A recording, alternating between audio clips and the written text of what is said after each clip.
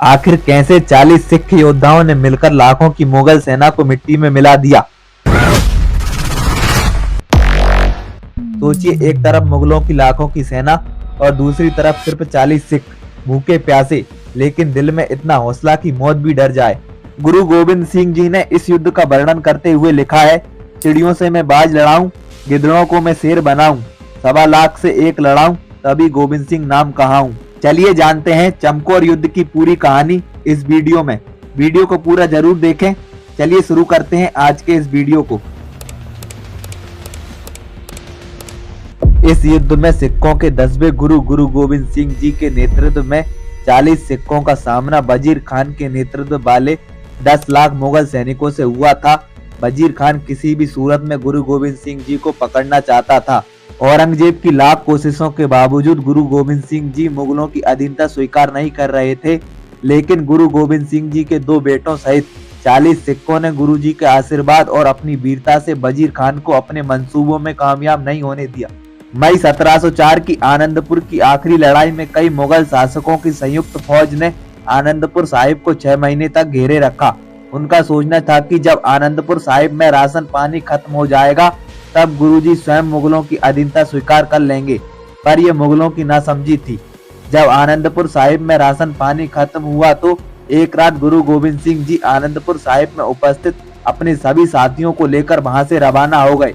पर कुछ देर बाद मुगलों को पता चल गया कि गुरुजी यहां से प्रस्थान कर गए हैं, तो वो उनका पीछा करने लगे।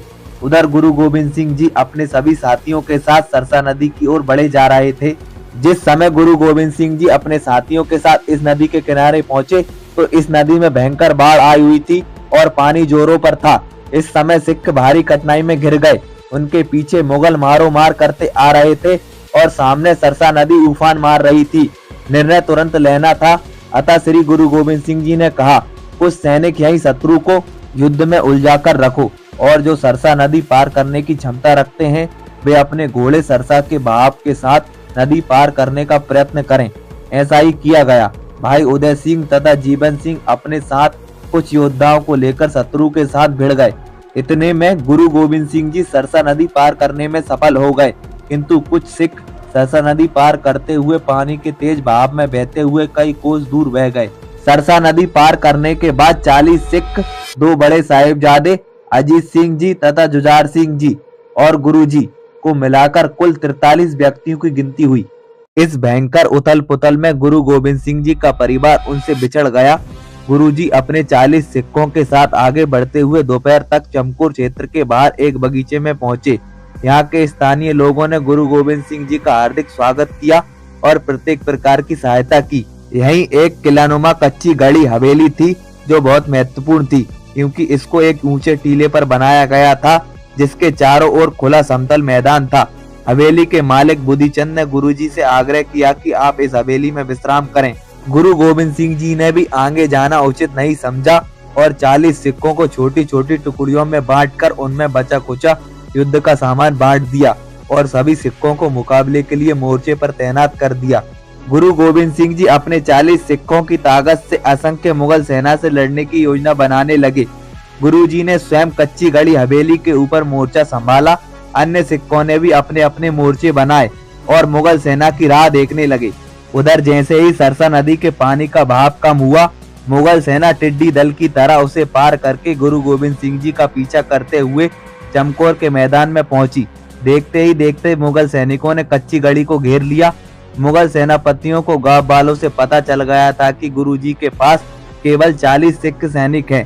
तब मुगल गुरु गोविंद सिंह जी को बंदी बनाने का सपना देखने लगे। वजीर खान ने भोर होते ही मुनादी करवा दी कि यदि गुरुजी अपने आप को साथियों सहित मुगलों के हवाले करें तो उनकी जान बख्शी जा सकती है। इस मुनादी के उत्तर में गुरु गोविंद सिंह जी ने मुगल सेना पर तीरों की बौछार कर दी। इस समय 40 सिखों का मुकाबला लगभग 10 लाख मुगल सैनिकों से था। 22 दिसंबर 1704 को संसार का अनोखा युद्ध प्रारंभ हो गया। कच्ची गढ़ी पर आक्रमण हुआ तो भीतर से तीरों और गोलियों की बौछार हुई। अनेक मुगल सैनिक हताहत हुए। दोबारा सशक्त दावे का भी यही हाल हुआ। मुगल सेनापतियों को विश्वास नहीं हो रहा था कि कोई 40 सैनिकों की सहायता से इतना सफल भी बन सकता है। सिख सैनिक लाखों की सेना में घिरे निर्भय भाव से लड़ने मरने का खेल खेल रहे थे। सिख सैनिकों के पास जब गोला बारूद और बाण समाप्त होने लगे तो उन्होंने मैदान में निकलना आवश्यक समझा। सबसे पहले भाई हिम्मत सिंह जी को गुरुजी ने आदेश दिया कि वह 5 सिखों का जत्था लेकर रणक्षेत्र में जाकर शत्रु से लड़ें।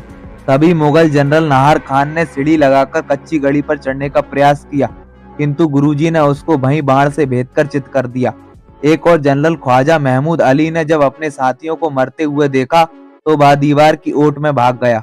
वजीर खान ने सेना को एक बार इकट्ठे होकर कच्ची गढ़ी पर पूरी ताकत से आक्रमण करने का आदेश दिया, पर गुरुजी ऊंचे टीले की हवेली में होने के कारण अच्छी स्थिति में थे, तो उन्होंने ये आक्रमण भी विफल कर दिया और सिखों के बाणों की वर्षा से सैकड़ों मुगल सिपाहियों को सदा की नींद सुला दिया। सिखों के जत्थे ने कच्ची गढ़ी से बाहर आकर बढ़ रही मुगल सेना को करारा जवाब दिया। कच्ची गढ़ी के ऊपर से गुरुजी स्वयं अपने योद्धाओं की सहायता शत्रुओं पर बाण चलाकर कर रहे थे। घड़ी भर खूब लोहे पर लोहा बजा, सैकड़ों मुगल सैनिक मैदान में ढेर हो गए और गुरुजी के भेजे हुए 5 सिख सैनिक भी शहीद हो गए। फिर गुरुजी ने 5 सिखों का दूसरा जत्था गढ़ी से बाहर रणक्षेत्र में भेजा। इस जत्थे ने भी आगे बढ़ते हुए शत्रुओं के छक्के छुड़ाए और उनको पीछे धकेल दिया और शत्रुओं का भारी नुकसान करते हुए इस जत्थे के सिख सैनिक भी लड़ते लड़ते शहीद हो गए। इस प्रकार गुरुजी ने रणनीति बनाई और 5-5 के सिख सैनिकों के जत्थे बारी बारी रणक्षेत्र में भेजने लगे। जब सिख सैनिकों का 5वां जत्था शहीद हो गया तो दोपहर का समय हो गया था। उधर वजीर खान की हिदायतों का पालन करते हुए हदायत खान, इस्माइल खान, फुलाद खान, सुल्तान खान, जहान खान, खलील खान और भूरे खान एक बड़ी सेना को लेकर कच्ची गढ़ी की ओर बढ़े। सबको पता था कि इतना बड़ा हमला रोक पाना बहुत मुश्किल है, इसलिए अंदर बाकी बचे सिखों ने गुरुजी के सामने प्रार्थना की कि वह साहिबजादों सहित युद्ध क्षेत्र से कहीं और निकल जाएं। यह सुनकर गुरु गोविंद सिंह जी ने कहा, तुम कौन से साहिबजादों की बात करते हो? तुम सभी मेरे ही साहिबजादे हो। गुरुजी की यह बात सुनकर सभी सिख आश्चर्य में पड़ गए। तभी गुरुजी के बड़े बेटे अजीत सिंह जी पिताजी के पास जाकर अपनी युद्ध कला के प्रदर्शन की अनुमति मांगने लगे। गुरुजी ने भी अजीत सिंह जी को आशीर्वाद देकर रणक्षेत्र में जाने की अनुमति दे दी। बस फिर क्या था, अजीत सिंह जी अपने 4 अन्य सिख सैनिकों को लेकर गढ़ी से बाहर आए और मुगलों की सेना पर टूट पड़े। अजीत सिंह जी जिधर बढ़ जाते उधर सामने पड़ने वाले मुगल सैनिक गिरते या भाग जाते। काफी देर तक मुगलों से लोहा लेने के बाद अजीत सिंह जी शहीद हो गए। अजीत सिंह जी को छोटे भाई जुझार सिंह जी ने जब शहीद होते देखा तो उन्होंने भी गुरुजी से रणक्षेत्र में जाने की आज्ञा मांगी। गुरुजी ने उनकी पीठ थपथपाई और अपने पुत्र को रणक्षेत्र में 4 अन्य सिख सैनिकों के साथ भेज दिया। गुरुजी जुझार सिंह जी को रणक्षेत्र में लड़ते हुए देखकर प्रसन्न होने लगे और उनके युद्ध कौशल को देखकर जयकार लगाने लगे, जो बोले सोनिहाल सत श्री अकाल। जुझार सिंह जी भी लड़ते लड़ते वीरगति को प्राप्त हुए। वर्षा तथा बादलों के कारण शाम हो गई और अंधेरा होते ही युद्ध रुक गया। इस समय गुरुजी के पास 7 सिख सैनिक बचे थे और गुरुजी को मिलाकर 8 की गिनती पूरी हुई। मुगल सेना भी पीछे हटकर आराम करने लगी। बचे हुए सिखों ने गुरु गोविंद सिंह जी के चरणों में प्रार्थना की कि यदि आप समय की नजाकत को मद्देनजर रखते हुए यह कच्ची गढ़ी हवेली त्याग कर आप कहीं और चले जाएं तो हम बाजी जीत सकते हैं, क्योंकि हम अगर नहीं रहे तो कुछ नहीं बिगड़ेगा, परंतु आपकी शहीदी के बाद पंथ का क्या होगा? यदि आप जीवित रहे तो हमारे जैसे हजारों लाखों की गिनती में सिख आपकी शरण में एकत्र होकर फिर से आपके नेतृत्व में संघर्ष प्रारंभ कर देंगे। जब आपकी आउद निदान बने, अति ही रण में तब जूझ मरो। फिर भला युद्ध से गुरुजी स्वयं कैसे मुंह मोड़ सकते थे? तब गुरुजी ने सभी सिखों को उत्तर दिया, मेरा जीवन मेरे प्यारे सिखों के जीवन से मूल्यवान नहीं। यह कैसे संभव हो सकता है कि मैं तुम्हें रणभूमि में छोड़कर अकेला निकल जाऊं? मैं रण क्षेत्र को पीठ नहीं दिखा सकता। अब तो मैं स्वयं दिन चढ़ते ही सबसे पहले अपना जत्था लेकर युद्ध भूमि में जाऊंगा। गुरु गोविंद सिंह जी के इस निर्णय से सभी सिख बहुत चिंतित हुए। सभी सिख भी यह मन बनाए बैठे थे कि गुरुजी को किसी भी दशा में शहीद नहीं होने देना। वे जानते थे कि गुरुजी द्वारा दी गई शहादत इस समय पंथ के लिए बहुत हानिकारक सिद्ध होगी। फिर भाई दया सिंह ने एक युक्ति सोची। उन्होंने इस युक्ति के अंतर्गत सभी सिखों को विश्वास में लिया और उनको साथ लेकर फिर से गुरुजी के पास आए और कहने लगे, गुरुजी, अब खालसा 5 प्यारे परमेश्वर रूप होकर हम आपको आदेश देते हैं कि आप ये कच्ची गढ़ी तुरंत त्याग दें और कहीं सुरक्षित स्थान पर चले जाएं, क्योंकि इस नीति में पंथ खालसे का भला है। गुरु गोविंद सिंह जी ने 5 प्यारों का आदेश सुनते ही शीश झुका दिया और कहा, मैं अब कोई प्रतिरोध नहीं कर सकता, क्योंकि मुझे अपने गुरु की आज्ञा का पालन करना ही है।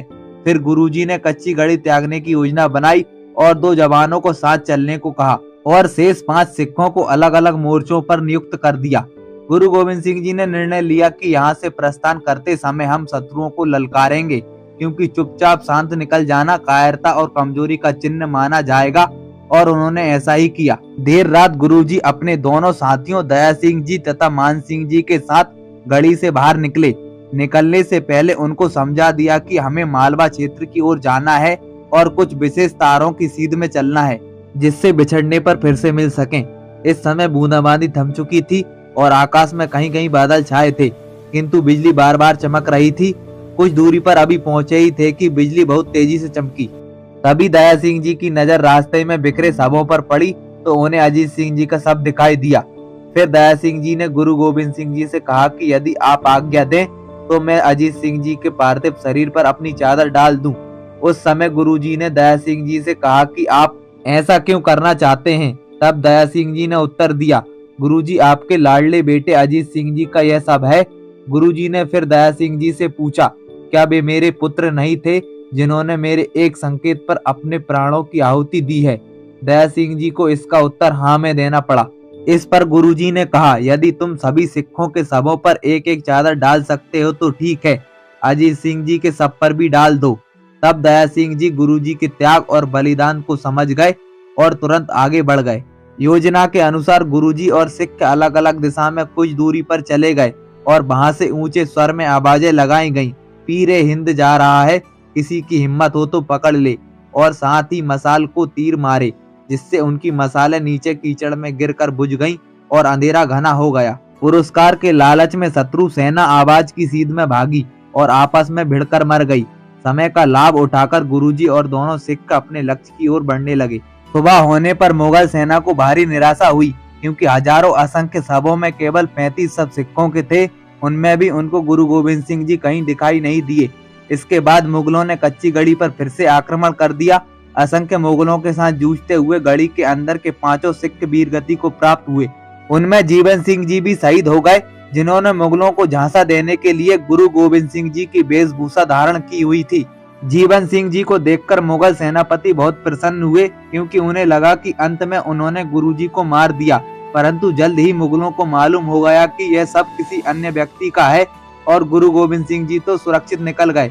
मुगल सत्ताधारियों को यह एक करारी चपत थी कि कश्मीर, लाहौर, दिल्ली की समस्त मुगल शक्ति महीनों तक आनंदपुर का घेरा डालने के बावजूद भी ना तो गुरु गोविंद सिंह जी को पकड़ सकी और ना ही सिखों से अपनी अधीनता स्वीकार करवा सकी। सरकारी खजाने के लाखों रुपए व्यर्थ हो गए, हजारों की संख्या में सेना मारी गई, पर मुगल अपने लक्ष्य में सफलता प्राप्त नहीं कर सके।